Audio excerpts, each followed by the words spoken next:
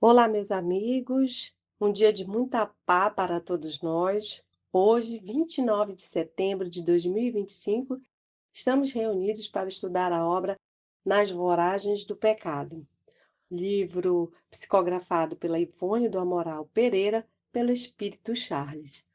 Antes de iniciarmos, vamos fazer a nossa prece de gratidão, que será feita pela nossa irmã Mita.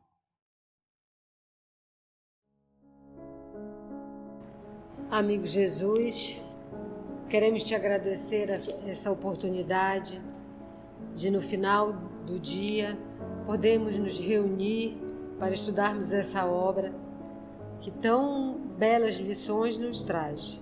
Uma obra que fala tão bem das nossas mazelas de raiva, rancor, sentimento de vingança e o ensino de aprendermos a perdoar, a deixar que a vida nas tuas mãos, que tu conduza, botarmos em prática os ensinamentos do teu filho, para que possamos seguir adiante, progredir nesta vida tantas mazelas do passado. Então ajuda-nos que nós possamos estar presentes nessas lições, prestar atenção, tirar as lições para meditarmos e colocarmos no nosso dia a dia, porque com certeza, nas horas que a gente precisar, essas lições virão ao nosso encontro, se nós soubermos pedir, se nós soubermos chamar por Ti. Então ajuda-nos a sabermos, a não descurarmos da prece, para ficarmos sempre contigo, que está sempre conosco desde sempre, que assim seja. Em nosso último estudo, nós vimos que a Ruth de La Chapelle, ela voltou para casa e soube do massacre, né? Então ela ficou muito perturbada e no momento de muito ressentimento, muito ódio, ela jurou vingança a Luís de Narbonne e prometeu aos familiares que ele ia perecer pelas suas mãos. Ela voltou o castelo da Otília, aconselhada por o vizinho, que ajudou nessa hora e também providenciou o enterro para todos os que foram massacrados. Ela voltou lá com a Otília e agora elas vão se encontrar. Bora ver o que vai acontecer nesse encontro das duas. Necessariamente, Ruth Carolina expôs à desditosa prometida de seu irmão a desgraça que a envolvera, sua ínfima situação no momento. Já muito debilitada pela pertinaz enfermidade, ela estava tuberculosa, né? E subitamente agravado seu estado sob o traumatismo causado pelos nefastos acontecimentos, mas ainda moralmente enérgica e valorosa, como conviria a uma descendente de heróis, a tuberculosa passou vários dias apreensiva, silenciosa, abismada na própria dor, como quem contemplasse a derrocada inapelável de si mesma, parecendo perder-se nos labirintos de profundas meditações. Então a Carolina chegou, contou tudo para ela e ela ficou muda. A Ruth Carolina. Então ela conta para a Otília e a Otília emudece e fica só abismada, pensando vários dias. Em certa manhã, porém, depois de alguns dias impressionantes, durante os quais conhecera em silêncio, sem uma queixa, um lamento ou uma lágrima, todos os martírios de um desespero irremediável para o seu coração, com o destroçamento do único móvel pelo qual vivia, o amor de Carlos Felipe. Ela reuniu ao pé de si a preceptora que a educara, Blandina d'Alembert, a infeliz Ruth Carolina e o fiel Gregório, e estabelecendo um pacto aterrorizador que seria positivamente satânico se não fora reflexo comum dos prejuízos da época sobre os caracteres frágeis e impressionáveis. Apontou esta orientação para o que supunha a honorabilidade pessoal da amiga, sem pressentir que o drama que criaria com a sua nefasta interferência traria repercussões seculares, por envolver no seu ominoso, no seu abominável enredamento, aspectos condenados pelas leis do Criador, as quais absolutamente não poderiam ser falseadas sem graves responsabilidades e contundências lamentáveis para os infratores.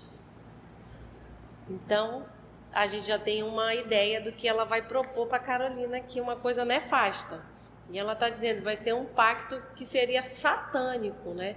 Ele até dá uma aliviada, que poderia ser costume, né? Das pessoas frágeis, dos caráter frágeis que se impressionavam. Mas ainda assim, ela vai contra as leis do Criador.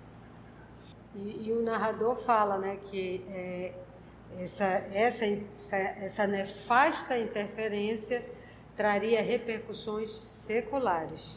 Então ele nunca deixa de dizer, né, que sempre seculares, ainda hoje estão resgatando o que fizeram nessa época. Comentou a jovem enferma, presidindo a pequena assembleia. Minha querida e pobre Ruth, sei que dentro de mais alguns dias deixarei de existir, reunindo-me aos entes queridos que me precederam no túmulo e ao meu amado Carlos, teu irmão, para cujo desaparecimento não encontro consolação possível neste mundo. Não levarei pesares desta vida, antes me congratulo comigo mesma por abandonar para sempre uma sociedade em que a vileza dos costumes, a crueldade dos sentimentos e o egoísmo contagiante atingiram o incompreensível e o insuportável, porque penetrando até mesmo o seio da família.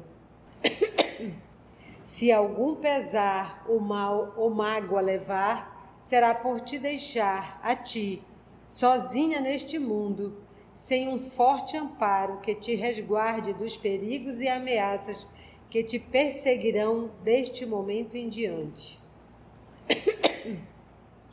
Oxalá, pobre Ruth, tivesses também sucumbido sob o ferro assassino, ao lado dos teus gloriosos pais e irmãos, que tombaram pela honra do Evangelho. Entrarias como mártir no seio do Senhor, pois ainda és um anjo, ao passo que doravante te transformarás em demônio vingador. Estás inteiramente só e pobre, pois os La Chapelle não eram ricos. E eu sou riquíssima e vou morrer. Engolfado nas seduções do mundo, meu irmão abandonou-me nesta reclusão sem mitigar jamais meus desgostos com sua assistência fraterna. Depois de esforços revoltantes para me separar para sempre de meu Carlos, a quem eu tanto quis, igualmente muito rico, Arthur não cuidará de se intrometer em meus negócios ao retornar da Espanha, para onde o impeliu mais um capricho da rainha-mãe. Ainda porque, atingida agora a minha maioridade, e sendo nossas fortunas independentes, poderemos ambos legá-las por nossa morte a quem bem nos parecer. Presenteio, portanto, com minha fortuna, minhas joias de família, meus utensílios mais preciosos e minha casa de Paris, o Palácio Raymond, da Praça Rosada, a ti, minha querida Ruth, para que te abrigues da miséria e do dissabor da humilhação de viveres sob tetos alheios, como traste incômodo a quem nenhum respeito será devido. Se, pelo desenrolar dos acontecimentos que te exporei, não puderes permanecer naquela residência, vende-a ou arrenda sob o nome do teu intendente e foge para a Alemanha ou a Inglaterra enquanto houver tempo. Então ela já vai propor uma ideia aqui para Ruth, e ela está deixando tudo que é dela para a Ruth, né? Porque o irmão não vai poder se meter, visto que as fortunas são separadas. E agora, só que ela fala assim, vou me juntar ao meu amado Carlos. Ela vai se juntar com Carlos? Com esse tipo de pensamento? Nunca, né? Carlos está noutra esfera. A sintonia dela tá para outros lugares. Então, ela não vai se juntar com Carlos.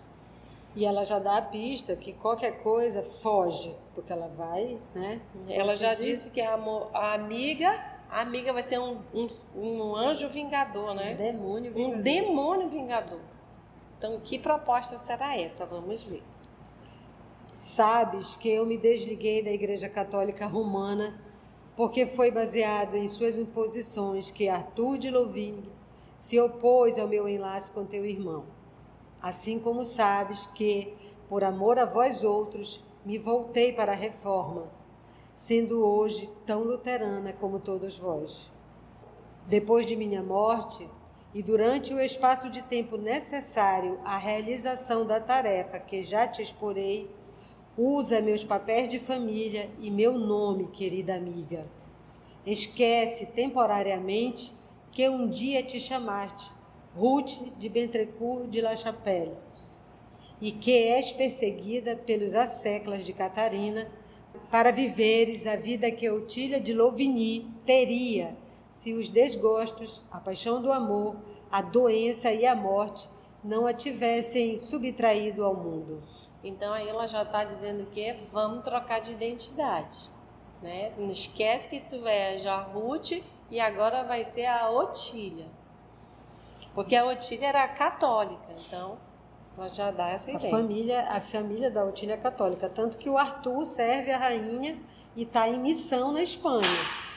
Ela disse que a rainha mandou ele para lá por mais um capricho.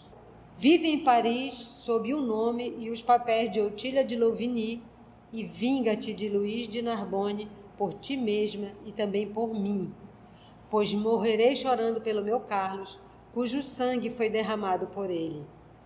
E foge incontinente da França, minha querida, se colimares teus intentos. Ou seja, foge imediatamente se alcançares teus intentos, esses colimares, né? Então, o que ela está propondo? Muda de identidade, vai para a França e te vinga do Luís de Narbonne. Mata, né? Por mim e por ti. Então, já começou o pacto nefasto que a gente ouviu ele falar aqui da outra. Pacto aterrorizador que seria positivamente satânico. Foge de forma a não deixares possibilidades para que alguém, por sua vez, o vingue, pois Luís é poderoso e conta com amigos altamente colocados. Agora os conselhos maravilhosos. Intriga quanto puderes, Ruth. Intriga, atraiçoa a todos e por tudo. Mente quanto possível, guardando o uso da verdade só para mais tarde, quando para sempre deixares a França. Porque serás esmagada se não o fizeres na corte de Catarina de Médici. E aí a gente vê uma coisa. Ela disse que nunca foi apresentada à corte, né? Mas ela sabe detalhes da vida na corte precisamente, né? Ela está dizendo, faz isso, faz aquilo. Ela sabe como Narbonne é querido. Ela sabe como age a corte da Catarina. Então ela dá esses conselhos nefastos, realmente satânicos, de intriga e atraiçoa, porque ela sabe e foge antes que alguém descubra, porque senão tu serás esmagada. Então, isso porque ela nunca conviveu na corte. Imagina se ela convivesse, né? Luís de Narbonne é filho de rei ou de rainha, que importa? Mas, uma vez em Paris, afirma tu, por toda a parte, em revelações confidenciais aos teus supostos amigos, que teu pai, que no caso será o conde de Louvigny, afirmava durante o serão da noite a tua mãe, e tu ouvias, que o capitão da fé era filho bastardo de Henrique II, sim, e que ele, conde, o vira nascer, até que tal comédia penetre as antecâmeras de Catarina. Porque tem todo um mistério no nascimento do Luís de Narbonne. Nós vimos aqui que ele era muito rico, que ele recebeu doações do rei. mas que a paternidade dele não estava clara de quem era. Parece que somente Catarina tinha suspeitas. E aí é interessante como que a Otília sabe de tudo isso e diz essa intriga, né? Ela sabendo que isso é uma intriga que ela está mandando fazer e que essa intriga ia alimentar até chegar nos ouvidos da Catarina. Porque também a gente já viu que a Catarina não gostava muito do Luís, porque ele poderia ser filho do rei, então ela não gostava muito. Mas agora ela está mandando fazer essa intriga, dizendo que ele era assim, que o pai dela sempre ouvia o rei dizer que era filho dele. Mas isso não é uma verdade. Porque ela ouviu o pai comentar com a mãe e os serões. Né? Ela vai falar despretensiosamente na corte, entre teus supostos amigos, o que teu pai te dizia, né? Então, assim, fofocas e insinuações. Porque nada como uma intriga, para ficar bem legal, é assim, você pegar uma coisa que é meio verdade, né? Como a gente vai saber, o pai dela é conde mesmo, o pai dela era amigo do Henrique II, eles eram confidentes um do outro, e aí ela só está lançando, e tem essa suspeita do nascimento do Narbone, e o Narbone já nasce, ganha muitas doações do rei, já tem um título de conde, de príncipe então também. Ela vai... Só é pegar. Tanto que quando o Carlos Felipe responde assim altivamente pro soldado que foi levar a carta, o pai dele, Carlos, meu filho, Narbone é um príncipe. Quer dizer, alguma coisa tem na história do Narbone que é sabido pela sociedade. Tanto que ela está mandando intrigar aqui, né? E uma coisa interessante que é assim, nos palácios, né? Quando você vê essas histórias dos palácios, era assim, a rainha, ela tinha a primeira dama e as outras damas, e era conforme o gosto da rainha. Então, todo mundo puxava o saco da rainha, de quem fosse importante. Se ela desgostasse, então, entre as próprias damas da rainha, tinha meio que uma concorrência, né? Para ver quem agradava a rainha. Então, o que uma falava era rastilho de pólvora para chegar no ouvido de quem interessasse. Então, essa fofoca sempre houve em palácios, de cima a baixo, de vante a ré. O conde de Louvigny, meu pai, foi, efetivamente, comparsa de aventuras noturnas do falecido rei, que nunca amou a sua rainha e esposa. Conheceu, por isso, seus pequenos segredos de infidelidade conjugal, assim como os grandes. E a rainha jamais o ignorou, porque Catarina de Médici nada ignora. Por isso mesmo, todos te aceitarão a palavra irreverente ou fingirão aceitar, a rainha inclusive, pois a corte é ociosa e os ociosos vivem à cata de maledicência e escândalos. Essa frase é muito atual, né? Os ociosos vivem à cata de maledicência e escândalos. As redes sociais que o gritem, né? Querer saber qual é a última novidade. E já ir repassando, sem nem confirmar nem nada. Então, quem tem mais tempo, mais besteira passa. Todos tratarão do palpitante assunto, pois que, realmente, a paternidade do príncipe de Narbonne é segredo que a apaixona e que todos gostariam de desvendar. Ao passo que ninguém terá coragem de dizê-lo ao respeitável e circunspecto bajulador de padres. Cria um romance de amor pungente a respeito do nascimento deste miserável teólogo, envolvendo Henrique II, e faze-te amar por ele, sem, contudo, jamais te penalizares de sua pessoa, seja qual for a situação que tua vingança criar para ele. Nossa, ela é muito má, né? Ela é perversa mesmo. Ou seja, não tem pena não titubeia. Se ele chorar no teu pé, continua. Lembra-te de que, sem ele, tua família teria passado despercebida da perseguição ao huguenote. É Luís um homem fácil de ser conquistado, asseverava Arthur, que tem vivido na corte, que compreende perfeitamente o temperamento masculino e é seu amigo íntimo, justamente dada a sua inexperiência acerca do amor. Pois que és frágil, essa será a única arma a teu alcance. Amando-te, ele, o Luís, procura uni-lo cada vez mais à casa de Guise e intriga até que a rainha o perceba e se atemorize, pois os de Guise são conspiradores e propala entre os cortesãos com hábeis manobras que se cogita de derribar os Valois para se coroar um Lorena, ou mesmo um bastardo de Henrique, que tanto poderá ser um filho da bela Diana como o nosso Luís. Continua. Aí tem uma nota da editora sobre Diana de Poitiers, célebre favorita de Henrique II. Então, tem na biografia do Henrique, ele, no começo da vida, ele era filho do rei e numa troca de favores de guerra, ele manda o filho dele, pequeno, para morar no outro reino. E a pessoa que o abraça é a Diana. A Diana é mais velha que ele. E ele se apaixona por ela desde menino. Quando ele retorna, que ele é rei, ele também continua apaixonado por ela. Eles têm um tórrido romance, toda a corte sabe. Ele nem queria olhar para Catarina, mas a Diana acaba dizendo: vai lá, moço, cumpre teu papel de rei, tem que fazer as coisas como tem que ser feito. Então, a Diana era uma queridinha dele na corte e toda a corte sabia, que ela era a preferida do rei. E ele diz a bela Diana, e a Catarina é feia. Mas dói. E a Diana era bonita.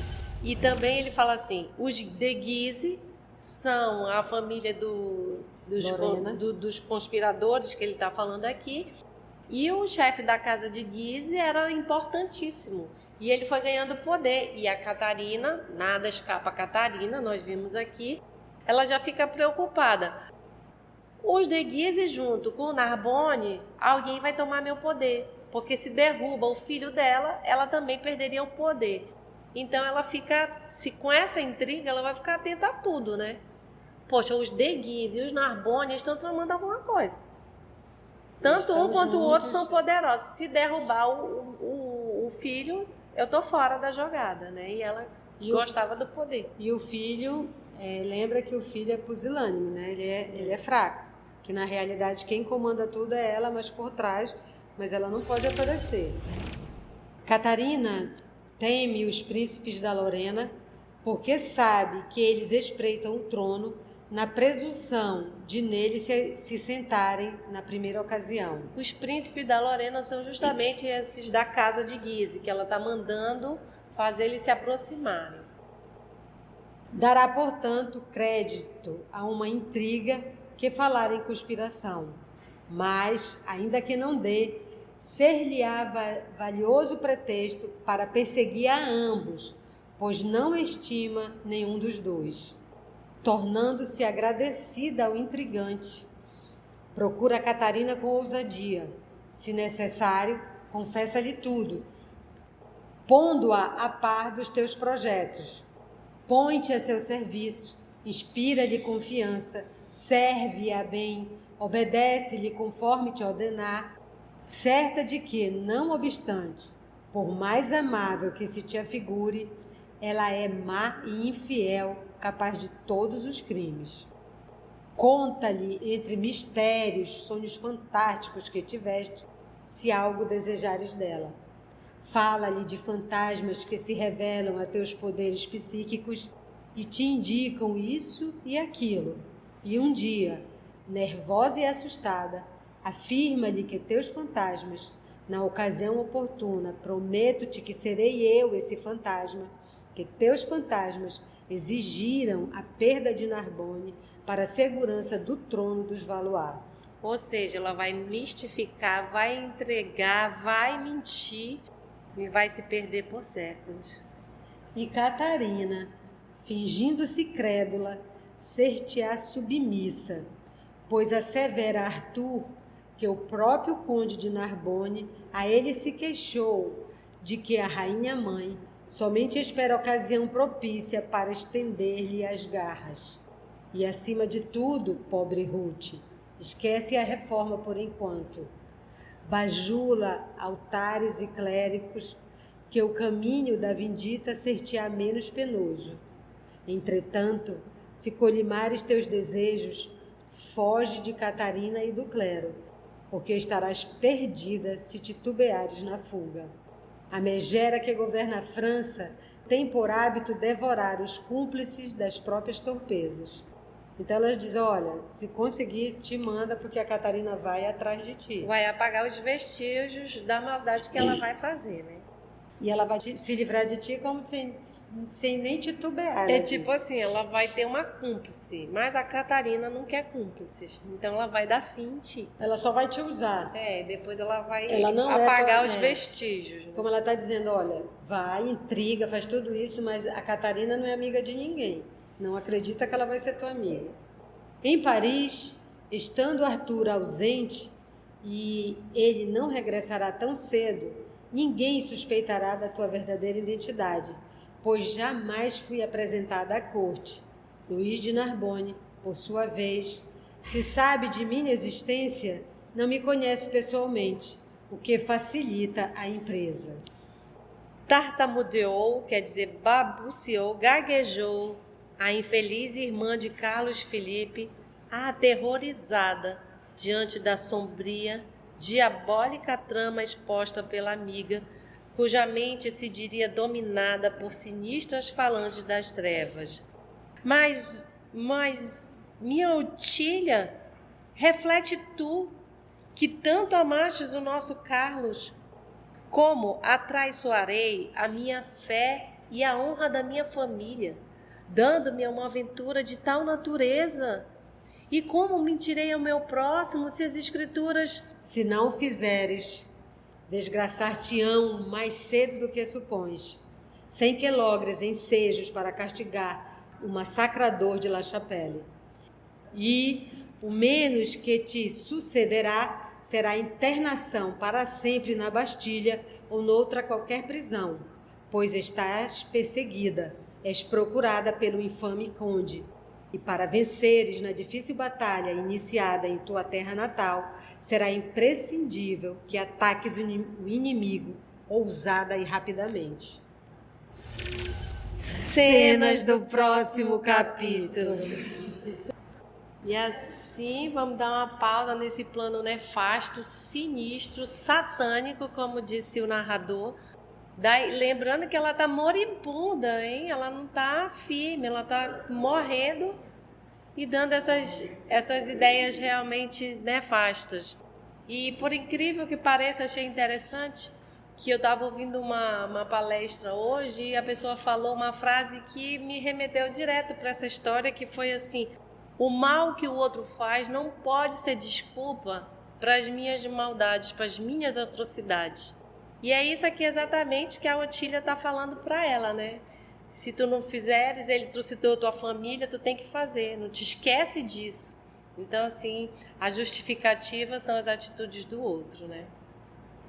Mas aguardemos, como disse a história, a todo momento, por séculos e séculos, eles ainda estão tentando resgatar esse débito. Se você chegou até aqui o final, deixa seu comentário. É muito importante a gente poder ler o teu comentário. Não esqueça de curtir para que possa divulgar a página, dar o seu like, né? E, se possível, faça a sua inscrição no nosso canal e toca o sininho. Porque quando você toca o sininho, o YouTube avisa para você quando o EOS publicar um novo estudo. Então, receba um grande abraço da família EOS Manaus. E assim agradecemos nosso Senhor Jesus, aos amigos espirituais por mais essa oportunidade de estudo e trabalho. E até nosso próximo encontro, se Deus assim permitir. EOS Manaus. Estudando para servir ao Cristo. Visite nosso site em www.eosmanaus.org. No YouTube, procure o canal EOS Manaus. Participe do nosso grupo no Facebook. No Instagram somos @EOSManaus. Escute e estude na Rádio Manaus de Estudos Espíritas. Estamos, também, em diversas plataformas de áudio. Procure EOS Manaus, no seu aplicativo preferido. EOS Manaus. Estudando para servir ao Cristo.